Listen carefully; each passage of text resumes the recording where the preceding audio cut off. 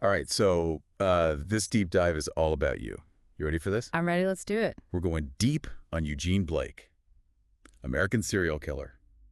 And In a really interesting case. yeah, well, the really interesting thing here is that he committed murders after being paroled. After being paroled from a life sentence for murder. Yeah, Yeah, so this case I think is super interesting because it really kind of shines a light on the pitfalls of the parole system. I mean, we hope for rehabilitation when people go to prison, but then there's this thing called recidivism, and that's just a fancy word for somebody gets out of prison and commits another crime. and in this case, several crimes. Yeah. And this case really seems to illustrate that disconnect Hmm. between behavior and ingrained violence. Yeah, it really makes you wonder, actions speak louder than words. Right. So let's go back to the beginning. Eugene Blake, he was born in 1945 in Huntington, West Virginia. Okay. Before his first murder, he actually had a suspended sentence for burglary. Oh, wow. Yeah. So, I mean, looking back, it's like, maybe there's a little pattern of criminal behavior there. Yeah. You think maybe they could have caught this? Well, a single instance of trouble with the law, it doesn't necessarily predict future violence. But it does suggest that maybe there's a little disregard for societal rules. So this burglary charge, in retrospect, was it a missed opportunity? Could we've intervened then? Yeah, that's a chilling thought. Yeah. But escalate they did. 1967, 21 years old, Blake commits his first murder. Okay. Donna Jean Ball, she's 18 years old, a telephone operator driving home from work. Blake forces her off the road, Oh, gosh. demands money from her, and even after she complies, he stabs her multiple times. Wow. The brutality in this initial crime is pretty notable. It's not a simple robbery. It goes beyond that. The excessive violence, even when she wasn't resisting, does that mean he had a deeper psychological need for control? A sadist element that's beyond financial gain? Right, like he didn't have to stab her. Right. She gave him the money. Terrible. And you know what's even more disturbing? There were witnesses who tried to intervene. So the neighbors, they saw this attack. They confront Blake, Mm. but he escapes. Hmm. And Donna Jean Ball, she dies at the hospital. But these brave witnesses, they were crucial. They identified him, which led to his arrest. Right. So witness accounts, that's the cornerstone of these types of investigations. Right. They can directly link the perpetrator. Right, yeah. Especially, if there's some forensic evidence. Yeah, In this case, their courage was instrumental in bringing Blake to justice. absolutely. So Blake is convicted. He's sentenced to life in prison for Ball's murder. Oh. You would think, okay, justice is served. Right. This is it. In case closed. Right. Story's over, Mm. but it's not. Yeah, right. This is where we dive into this parole system, which is, it's designed to offer a path towards reintegration. Right. For those who have served their time, they're deemed fit to rejoin society. But, Blake's case really highlights how difficult it is to assess rehabilitation, to predict future behavior, especially in these cases that are super violent. Well, and he was a model prisoner. Yeah. Like while he's in prison, he gets the trust of the guards. He was allowed to visit the warden's house. No way. Yeah, pretty incredible. Wow, that's a lot of trust. It is a lot of trust. Yeah. And that, in part, is what led to him having his sentence commuted to life with the possibility of parole by then-Governor Arch A. Moore Jr. in 1976. When you look at that, you think, was Blake really rehabilitated? Or was he just manipulating everyone to get out? It's impossible to know, but his actions tell us a lot, right? Like, maybe he was playing the system. Right, yeah.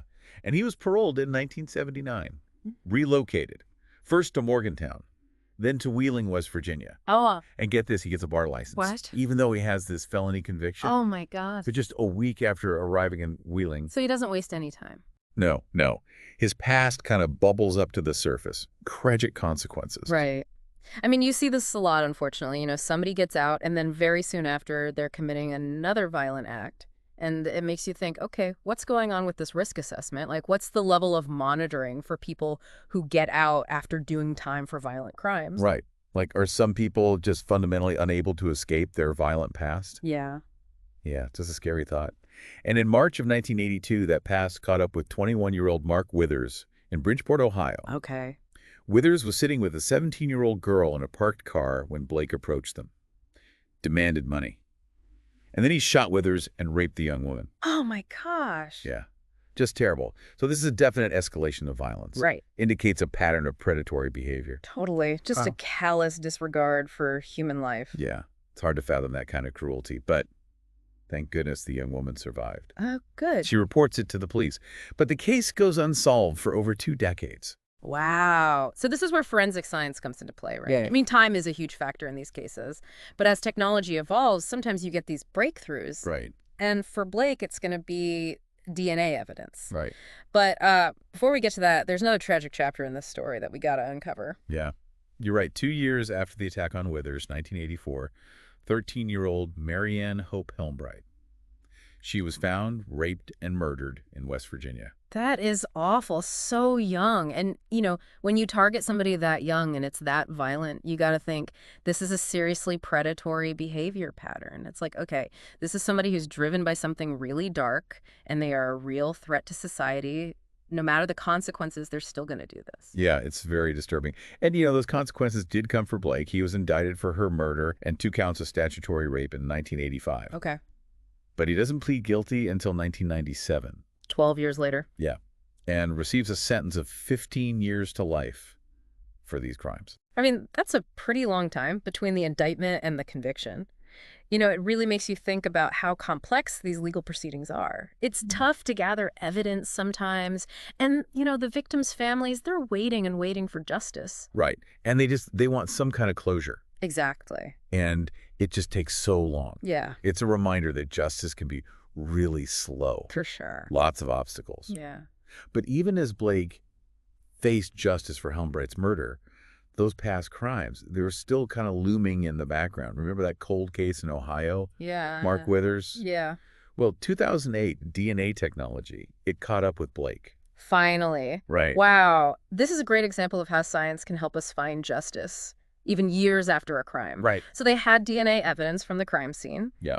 And it linked him to Withers. Directly linked him to Withers. Yeah. And he was extradited to Ohio to face charges. Wow. So Blake is facing the death penalty for this murder. Oh. And he takes a plea deal in 2010. 20 years to life with the possibility of parole. Okay. So plea deals, they're really common. Right. And they can be pretty controversial. I mean, they give you some certainty, it's final. But, it makes you think, is the punishment really fitting the crime? Especially in a case like this. Yeah, right. Exactly. And the controversy around Eugene Blake, well, it didn't end there.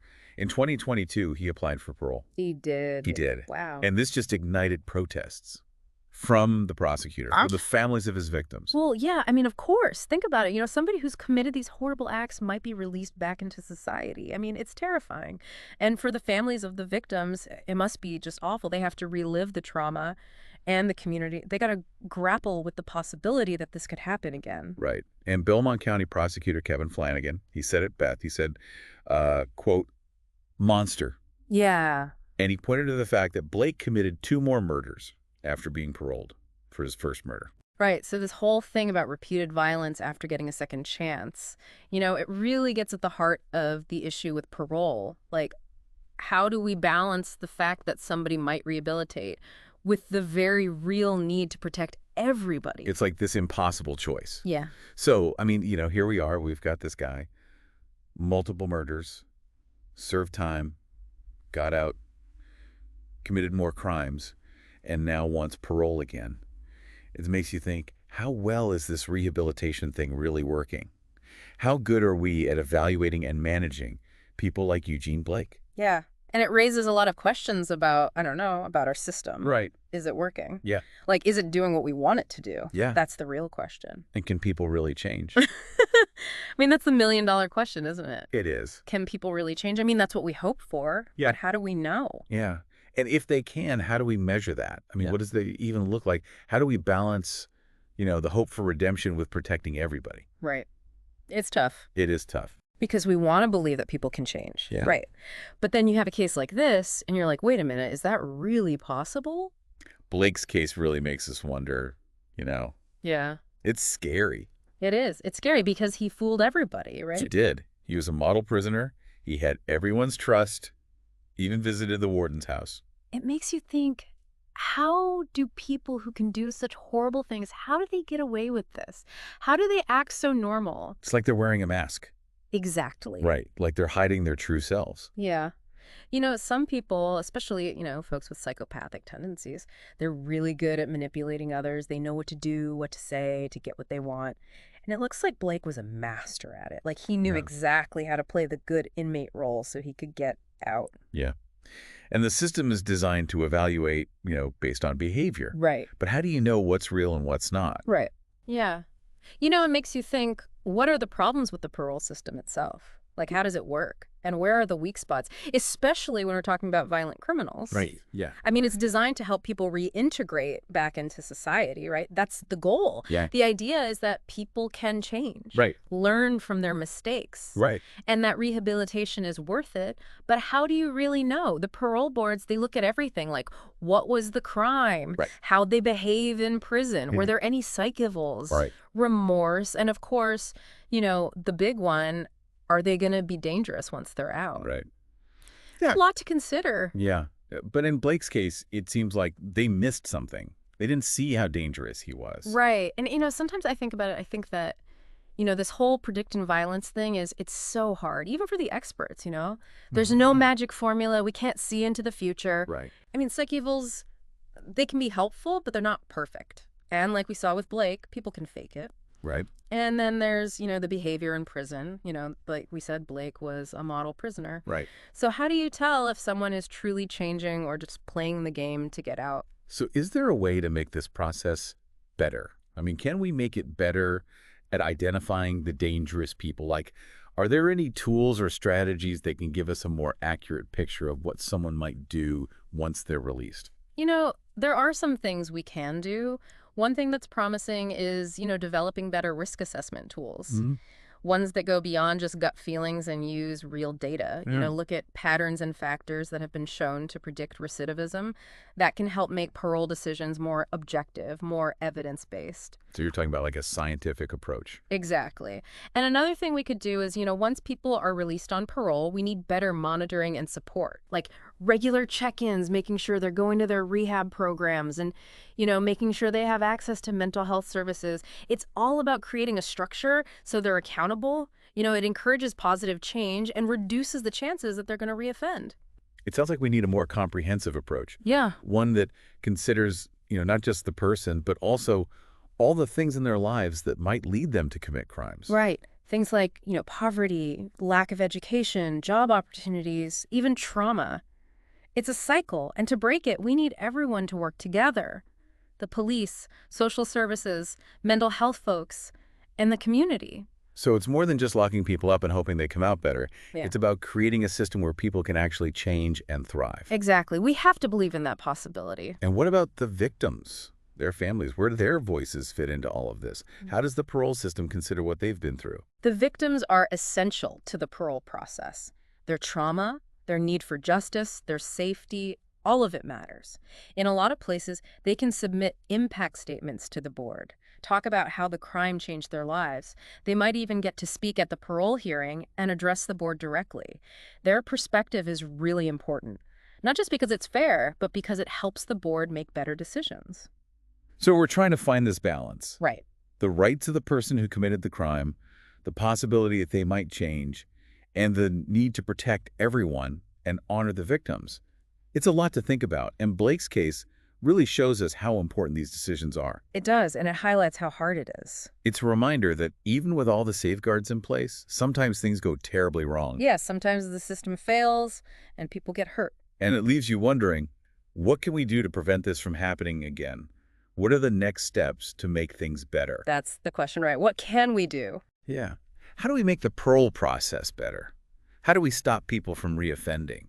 How do we make society safer? Well, we have to invest in research. We have to understand what makes people violent, what kind of rehab programs work, and what happens to people after they're released. We need that information to build better risk assessments, and we need better treatment programs, too. So we need more research and more effective programs. Right. And we need a bigger picture approach. It's not just about the individual, it's about the systems that lead to crime. It's about fixing the system, not just punishing the people in it. Exactly. It's about addressing poverty, lack of education, and the cycle of trauma. Right, and that's a huge undertaking. It is, and it requires a lot of collaboration, but it's necessary. So we're talking about a real shift in how we think about crime and punishment. Yeah, and we have to remember there are success stories out there. There are people who get paroled and go on to live good, productive lives. People who turn their lives around, give back to their communities. They prove that second chances can work. That's an important point. It's easy to focus on the bad stuff, the scary headlines. Hmm. But there are people who make it. They change. They become examples of hope. Absolutely. And those stories, they remind us that change is possible. Yeah. Even when people have done awful things, Right. we have to believe that people can grow, that they can heal, that they can build a better future for themselves. It's a belief in second chances. Yeah, It's a belief that people can turn things around. right. And we have to hold on to that belief even when it's hard, even when we're faced with cases that make us doubt. Because without that belief, what do we have? You have to believe that the system can work, that it can bring about justice, that it can heal. That it can offer a path to redemption. Exactly. That's what we all want. I think so. I think that's what we all want. I mean, it's a question that's been around forever, right? Can violent people really change? Can they be rehabilitated? And Yeah, if so, how can we even tell? How do we know if they're really different? It's about keeping people safe, but also giving second chances. It's tough. In this case, Blake's case, it really makes you think about all of that. It does. And what's really disturbing is how easily he fooled the people who were supposed to be evaluating him for parole. Yeah. I mean, he was a model prisoner, remember? He even earned the trust of the staff, enough to visit the warden's house. Mm-hmm. How does someone who's done such awful things manage to pull that off? It's scary, right? It shows how appearances can be deceiving. Yeah. I mean, some people, especially those who might be psychopaths, they're really good at manipulating others. They know how to act, what to say, to get what they want. And Blake, it seems like he was a pro at this. He played the reformed inmate role perfectly, and he used the system, the very system that was meant to assess him, to get out. It's a real reminder that it's hard to judge people, especially in a place like a prison. So let's talk about the parole system itself.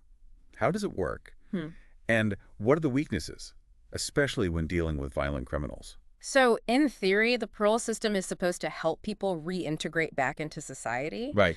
It's based on this idea that people can change, Yeah. that they can learn from their mistakes, and that rehabilitation is actually possible.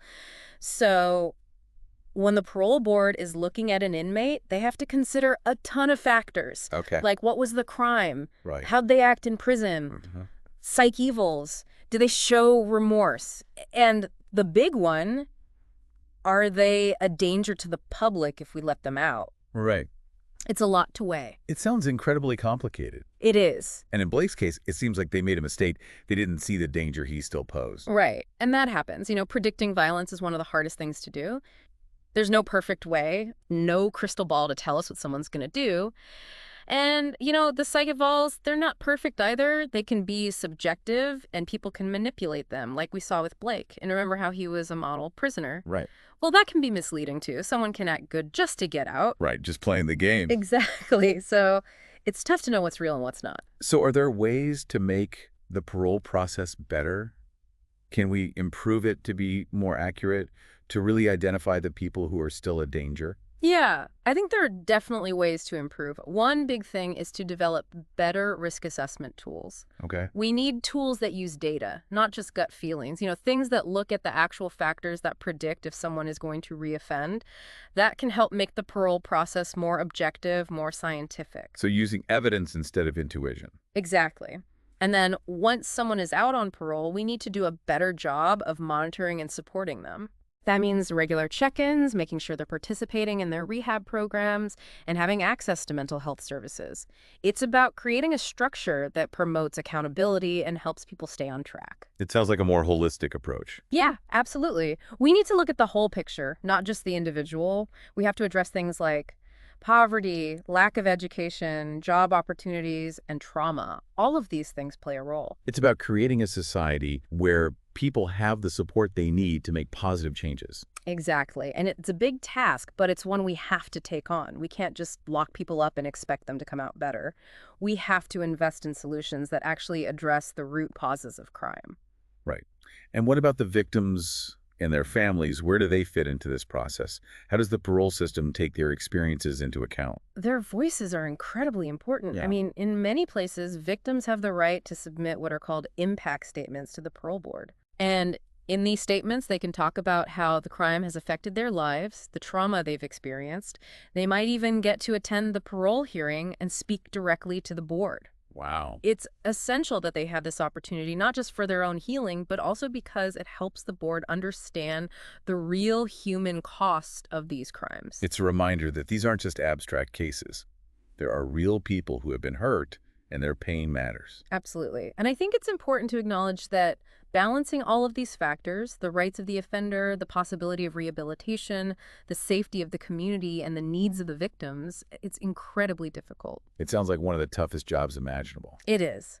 And Blake's case is a stark reminder of how high the stakes are. His repeated violence, despite being given a second chance, really makes you question how effective our systems are. So where do we go from here? Yeah, that's the big question.